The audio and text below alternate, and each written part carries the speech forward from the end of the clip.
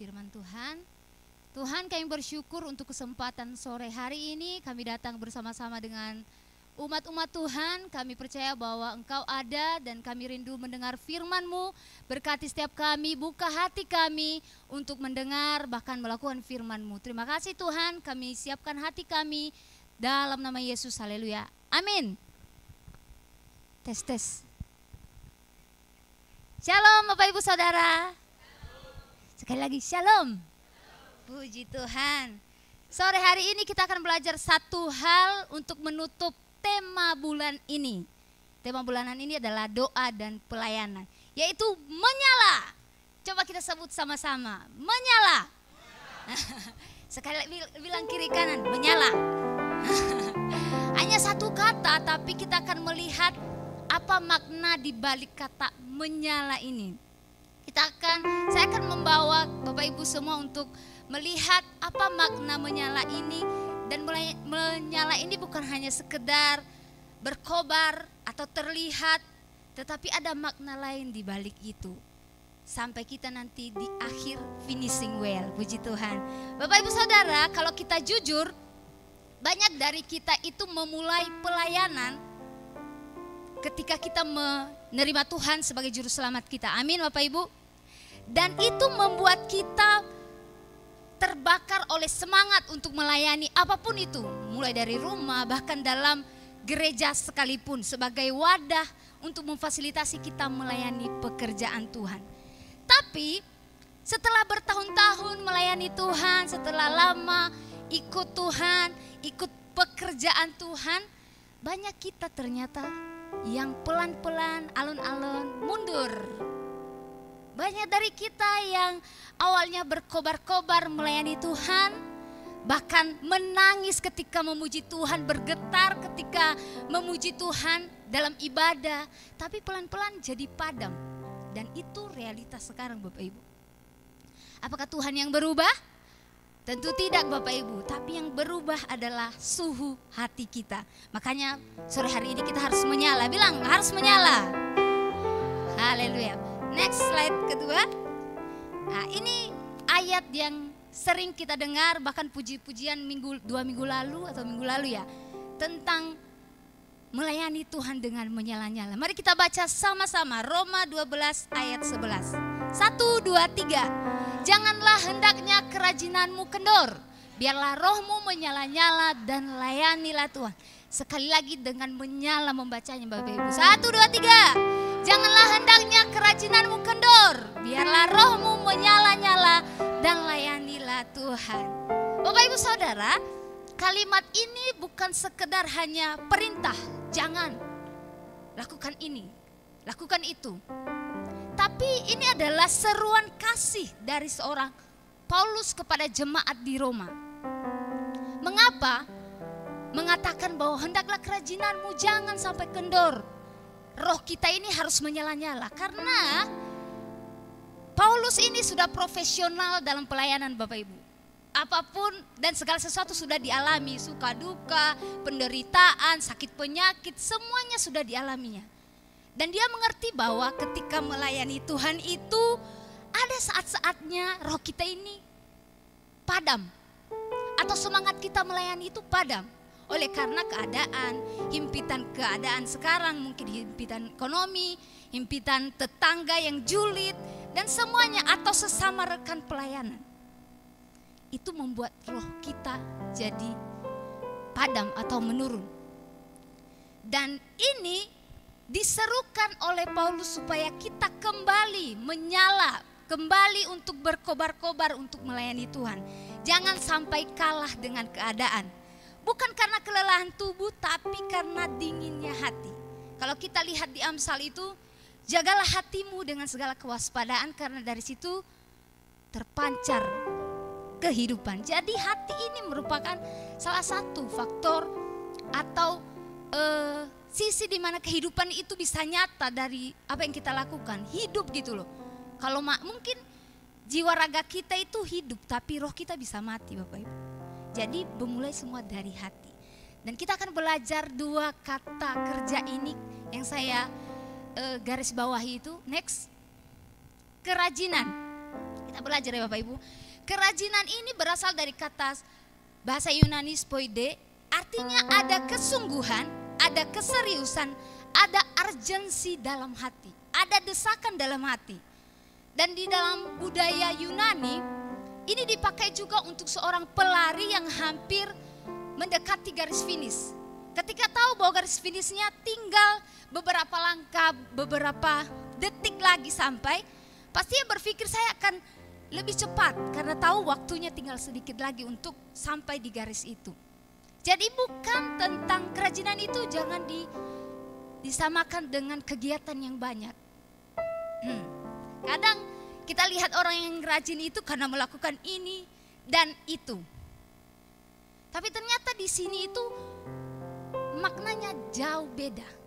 Bukan tentang kegiatan yang kita lakukan dalam pelayanan, tapi kita menyadari itu dengan penuh kesadaran akan waktu ketika melayani itu ternyata memiliki waktu. Artinya ketika kita melayani itu adalah kesempatan karena waktu itu tidak akan kembali. Dan maka daripada itu setiap kesempatan adalah panggilan ketika kita melayani Tuhan, bukan kewajiban. Kerajinan bisa ada karena ada kewajiban yang harus kita lakukan. Tapi ketika sadar bahwa kita rajin karena ada desakan dalam hati untuk melayani, maka kita akan melakukan dengan sungguh-sungguh. Dan kata yang kedua adalah menyala. Nah ini menyala ini ternyata tidak sama dengan api. Saya juga baru dan saya baru juga mengerti setelah saya selidiki apakah menyala ini sama dengan api yang berkobar-kobar. Ternyata tidak, bahkan sebaliknya Bapak Ibu. Paulus memakai gambaran menyala ini dengan air mendidih. Jauh banget ya Bapak Ibu Saudara. Air dengan api. Tapi kita akan belajar bahwa kata menyala-nyala ini adalah zeot. Tidak berarti berapi-api tapi mendidih dari dalam. Kalau di sekolah minggu itu ada lagunya mendidih di hati, mendidih di hati. Saya rasa mungkin diambil dari ayat ini, arti daripada menyala itu. Dan gambarannya ini bukan api yang membakar dari luar, tapi air yang mendidih dari dalam periuk. Dan perbedaan api dengan air itu sangat kontras Bapak Ibu. Ibu-ibu kalau masak air, contohnya mau masak air, tidak mungkin air itu langsung kasih aja di atas api. Pasti apinya padam, berarti perlu wadah. Air itu adalah kitanya. Wadah itu Tuhan yang kasih, itu pelayanannya. Dan api itu adalah Tuhan sendiri. Di perjanjian lama Tuhan menggambarkan dirinya itu sebagai api yang menghanguskan. Di perjanjian baru, murid-murid Yesus pertama kali dipenuhi Roh Kudus, Tuhan menggambarkan Roh Kudus itu dengan lidah-lidah api. Jadi kita bisa lihat bahwa Tuhan itu bekerja memperlihatkan dirinya itu seperti api. Tapi kita tidak bisa dekat dengan api itu Bapak Ibu. Kita bisa hangus. Tapi Tuhan memberikan wadah supaya kita dekat dengan Dia. Wadahnya itu apa? Tempat kita melayani, kesempatan untuk kita melayani. Dan air itu adalah kita yang dingin ini dididihkan oleh semangat api Roh Kudus. Amin Bapak Ibu.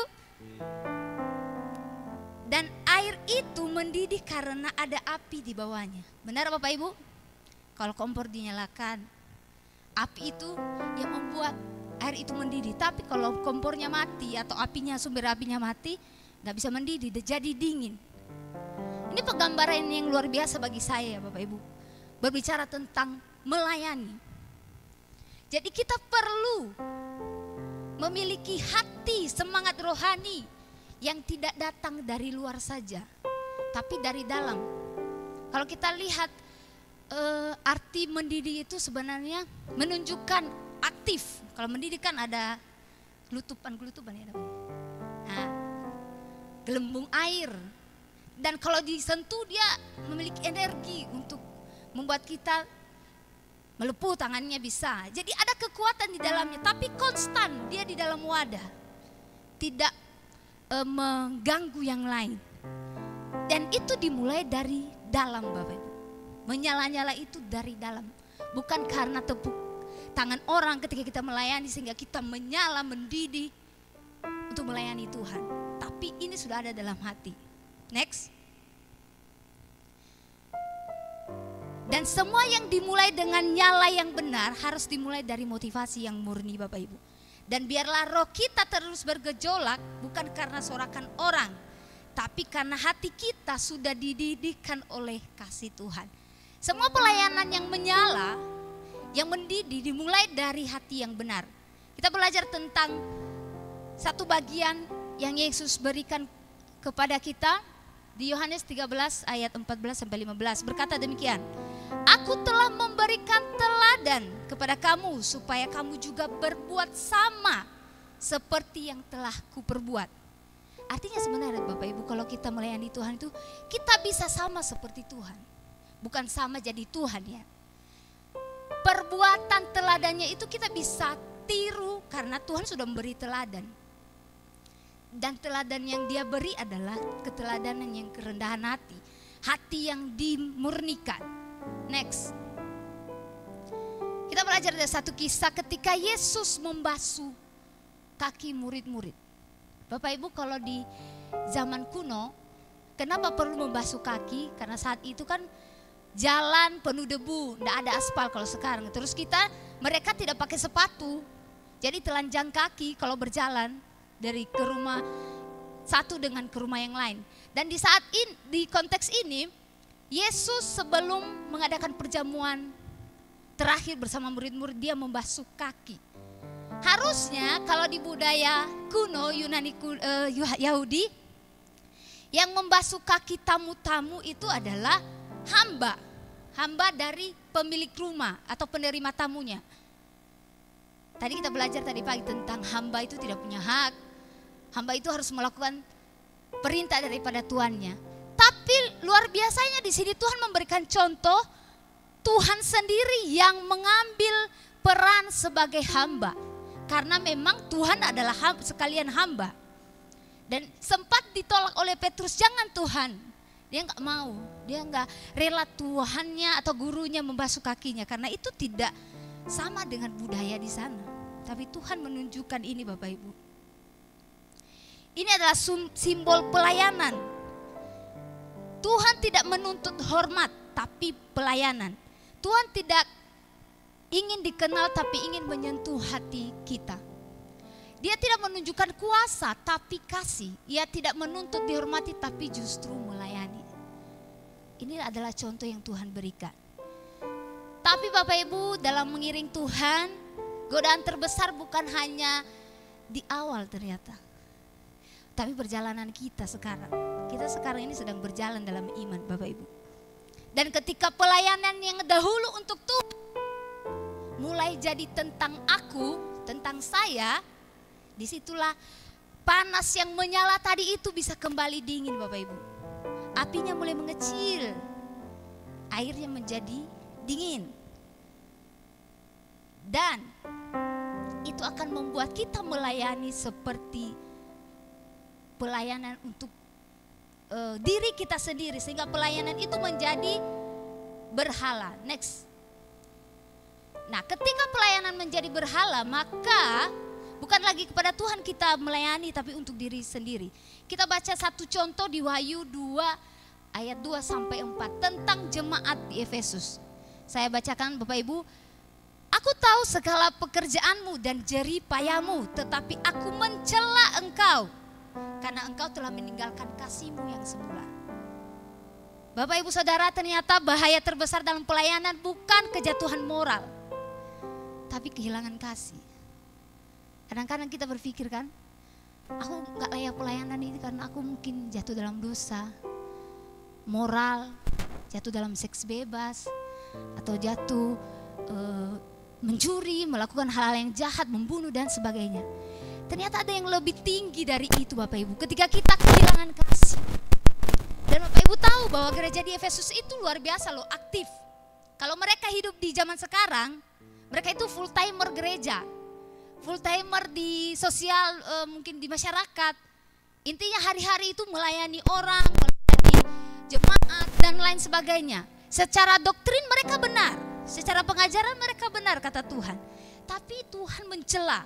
Wah, kalau sampai Tuhan mencela luar biasa. Berarti kasih ini adalah salah satu dasar kita pelayanan. Kalau sampai hilang Bapak Ibu, kita bukan melayani lagi untuk Tuhan, tapi menjadikan pelayanan itu berhala. Dan aplikasinya ketika kita mencari pengakuan bukan lagi hadirat, ketika kita hanya ingin posisi, itu juga berhala Bapak Ibu. Ketika kita cepat tersinggung atau tidak dianggap, itu juga jadi berhala. Artinya tidak ada kasih dalam diri kita. Jangan sampai kita menggenapi Wahyu 2 ayat 2-4 ini. Yang sampai mencela kita ini yang mengaku percaya ya, mengaku percaya kepada Tuhan, kehilangan kasih. Makanya api itu yang mendidih dalam hati harus dijaga arahnya supaya tidak membakar atau menyembur yang lain. Yang pada akhirnya kasih itu berubah menjadi luka, bukan lagi memberkati. Saudara, kita harus hati-hati. Saya juga, kalau pelayanan sudah lebih banyak ngomong soal siapa yang bertugas. Pelayanan berbicara siapa yang melakukan ini, siapa yang pegang posisi, siapa yang disorot kamera. Bisa jadi kita lebih sibuk melayani pelayanan. Beda ya, melayani pelayanan. Pelayanan itu wadah untuk melayani. Kita sibuk melayani wadah pelayanan daripada sibuk melayani Tuhan, kedekatan dengan Tuhan. Dan sekali lagi saya bacakan bahwa bahaya terbesar dalam pelayanan bukan kejatuhan moral. Tetap itu dosa. Kalau jatuh dalam moral itu tetap dosa. Tapi ini lebih lagi, tapi ketika kita kehilangan kasih. Semoga tidak ada di sini. Amin Bapak Ibu Saudara, amin. Bapak Ibu Saudara, kalau kita kasih padam nyala tadi, maka urapan pun ikut padam. Dan ketika kita tidak segera kembali kepada Tuhan, Tuhan bisa berhenti memakai kita. Wah, bukan karena Tuhan marah, bukan karena Tuhan tidak ingin, tapi kitanya yang tidak siap untuk dipakai. Ini jadi teguran bagi kita Bapak Ibu, ketika kita terus-menerus dalam keberdosaan, kesalahan, kehilangan kasih, kehilangan tujuan pelayanan, Tuhan bisa tidak pakai kita. Saya kasih contoh satu saja dari dalam Alkitab, 1 Samuel tentang Saul, Raja Saul. Bapak Ibu Saudara, Saul ini masih punya mahkota tapi kehilangan hadirat. Masalah Saul bukan karena ia tidak melayani, ia tetap berperang saat itu ketika dia jadi raja setelah diurapi. Tetap berdoa, tetap memimpin, tapi hatinya itu sudah tidak tunduk kepada Tuhan. Ia mulai takut kehilangan posisi lebih daripada takut kehilangan hadirat. Dan Saul masih punya mahkota tapi kehilangan urapan. Masih punya panggung tapi Tuhan sudah tidak lagi ikut. Saat itu dia mendahului, harusnya Samuel yang mengorbankan korban sebelum mereka berperang. Tapi karena dia takut rakyatnya berpencar karena ketakutan melawan orang Filistin, sehingga dia mengambil satu langkah lebih maju karena Samuel lama katanya, karena dia tidak sabar. Mendahului harusnya imam yang mempersembahkan korban kepada Tuhan. Tapi karena dia takut sama manusia daripada Tuhan, dia mendahului sehingga Tuhan menolaknya menjadi raja. Walaupun posisinya saat itu sampai 40 tahun ya kalau tidak salah ya. Dia memerintah sebelum Daud menggantikannya, dia masih memerintah jadi raja, tapi tidak memiliki lagi kuasa di dalamnya. Karena ini ketidaktundukan Bapak Ibu. Karena takut kepada manusia daripada Tuhan. Next. Artinya kalau kita lihat di sini, kalau kita tidak mau jadi seperti Saul, Bapak Ibu Saudara, lebih baik kehilangan pelayanan daripada melayani tanpa Tuhan di dalamnya. Pelayanan itu mengacu kepada wadah-wadah tempat kita melayani dalam keluarga, dalam gereja, dalam masyarakat. Lebih baik kita kehilangan itu yang dikatakan pelayanan daripada kita melayani tanpa Tuhan. Banyak tokoh Alkitab yang melayani tanpa Tuhan. Dan banyak juga kita sekarang melayani Tuhan tanpa hadirat. Dan itu kita harus koreksi, terus kita tumbuhkan kembali. Mungkin kita masih punya panggung di sini, punya tempat untuk mengekspresikan, oh saya ini pelayanan loh. Tetap pelayanan itu dilihat. Jangan juga hanya pelayanan dalam hati, kan gak mungkin.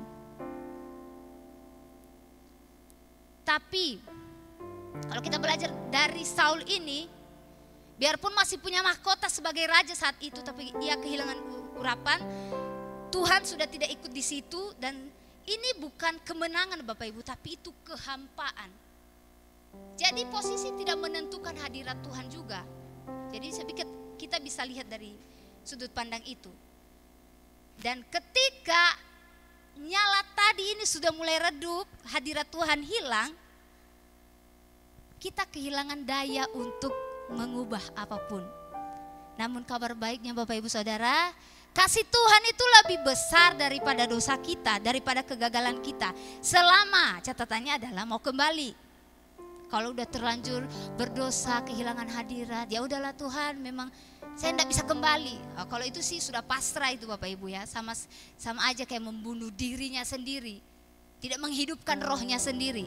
Tapi kabar baiknya Tuhan lebih besar daripada kegagalan kita. Selama kita mau kembali, Tuhan sanggup menyalakan lagi api tadi untuk mendidihkan semangat kita untuk melayani Tuhan.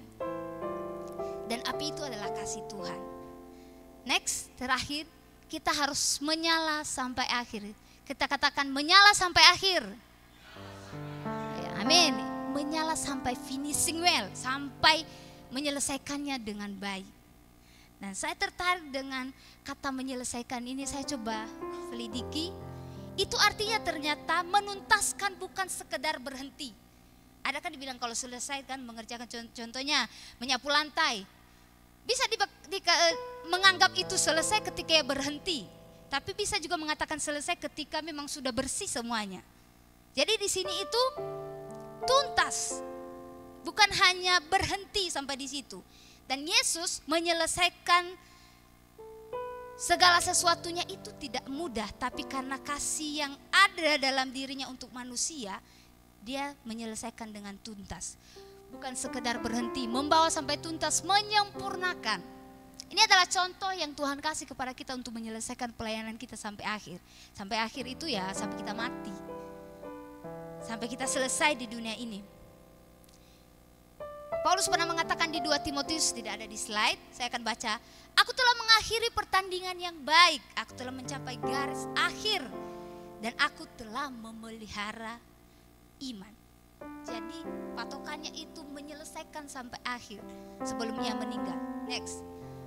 Dan banyak tokoh Alkitab Bapak Ibu yang tidak berakhir manis hidupnya secara duniawi, tetapi berakhir mulia secara rohani. Jadi saya mau menekankan di sini bahwa finishing well, menyelesaikan dengan baik sampai akhir itu bukan atau tidak sama dengan mati dengan tenang. Artinya ada yang meninggal di gereja kan dia lagi berdoa langsung meninggal. Siapa tahu kesedang apa kan, nggak tahu. Nggak sama gitu loh menyelesaikan dengan akhir. Tapi bukan berarti yang mati baik-baik juga tidak menyelesaikan pelayanan dengan baik. Tapi Tuhan mau memperlihatkan kepada kita ketika kita menjadi pelayan Tuhan, hamba Tuhan, tidak menjamin hidup kita itu baik-baik. Tapi yang menjamin kita di hadirat Tuhan adalah kesetiaan tadi. Kasih yang menyala-nyala tadi untuk melayaninya. Biarpun cara matinya itu mengenaskan. Seperti para murid Yesus ini. Ada yang mati di penjara. Stefanus mati di rajam batu. Yakobus mati di penggal. Petrus disalibkan terbalik. Yesus sendiri mati di kayu salib. Mereka tidak kehilangan semangat Bapak Ibu. Walau tubuh mereka binasa. Karena api kasih Tuhan terus memanaskan hati mereka dari dalam. Finishing well bukan berarti hidup tanpa luka, tapi tetap setia walaupun terluka. Terharu saya. Ulangi ya, finishing well bukan berarti hidup tanpa luka, tapi tetap setia walaupun terluka. Kita belum sampai ke tahap itu Bapak Ibu secara fisik. Tapi saya memberikan satu contoh. Ini lagi booming di Nigeria. Hanya satu oknum aja yang saya akan cerita, seorang pendeta di Nigeria. Kalau dibahas satu-satu mereka ribuan yang sudah meninggal Bapak Ibu. Tapi yang ada catatannya ini saya dapat di internet tahun 2020. Jadi di Nigeria ini sudah dari 2009 ya kalau tidak salah, mereka mulai dieksekusi, mereka mulai ditolak, bahkan dihancurkan gerejanya. Tapi ini tahun 2020, seorang pendeta di Nigeria, Reflawan Andimi itu namanya, diculik oleh kelompok ekstrim Boko Haram. Boko Haram itu adalah komunitas yang menolak kekristenan atau orang-orang barat yang menganut kekristenan. Mereka itu sangat tragis untuk mengejar, membunuh orang-orang Kristen. Ada satu video katanya, saya cari videonya dan itu tidak tersedia, tapi ada catatan artikelnya. Katanya sebelum dia dieksekusi, dia berkata dengan senyum, "Aku tidak kecewa dengan Tuhan." Itu posisinya sedang diculik, dibawa, dibunuh. "Jika ini kehendaknya, aku tahu aku akan bersama Kristus." Saudara, ini bukan semangat yang berapi-api, tapi ini hati yang mendidih karena kasih. Dia tahu kematian sudah di depan mata, tapi dengan ketulusan hati, kerelaan hati bahwa saya siap mati untuk Tuhan. Daripada mengingkari imannya, lebih mati di situ. Dan Bapak Ibu Saudara, ini menggambarkan tentang finishing well. Ini menggambarkan perjalanan iman di akhir yang Tuhan terima. Dan bukan hanya beliau ini, banyak.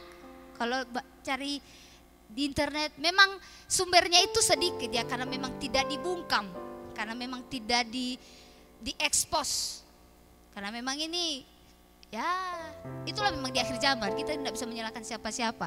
Tapi puji Tuhan kita bisa mendengar berita-berita ini, kita bisa berdoa, bukan bersyukur karena mereka dieksekusi, tapi kita bisa menjadi pendoa bagi mereka. Itu juga pelayanan Bapak Ibu. Bukan hanya mereka yang dieksekusi, tapi semua yang berhubungan dengan kekristenan, rumah ibadat, gereja, semua mereka hancurkan, bakar, dan menculik. Itu sadis Bapak Ibu. Tapi itu membuktikan iman mereka. Coba kalau kita di sana Bapak Ibu, apakah kita bisa bertahan seperti mereka? Saya tidak bisa menjamin sih. Tapi kita mau terus memperbaharui kekuatan iman kita sampai akhir hidup kita. Karena finishing well bukan berarti kita mati, kita berakhir dengan enak. Tapi ada banyak kejadian yang kalau kita bertahan sampai akhir zaman Bapak Ibu, ini sudah zaman akhir, kita akan menerima yang lebih keras daripada di Nigeria. Gak percaya? Baca Alkitab. Kalau udah ada antikris, ketika yang dibutuhkan nanti hanya barcode di tangan kita ini, kita semakin didesak. Belum sekarang, tapi apakah kita siap sampai di titik itu nanti untuk mempertahankan iman? Makanya kita harus bilang, harus menyala dari sekarang. Bilang harus menyala. Puji Tuhan. Next, kesimpulan. Bapak Ibu Saudara, pelayanan yang besar bukanlah yang ramai, tapi yang tetap mendidih oleh kasih sampai akhir. Yang kedua, menyala bukan berarti berapi-api dari luar saja, tapi bergolak karena kasih Tuhan di dalamnya.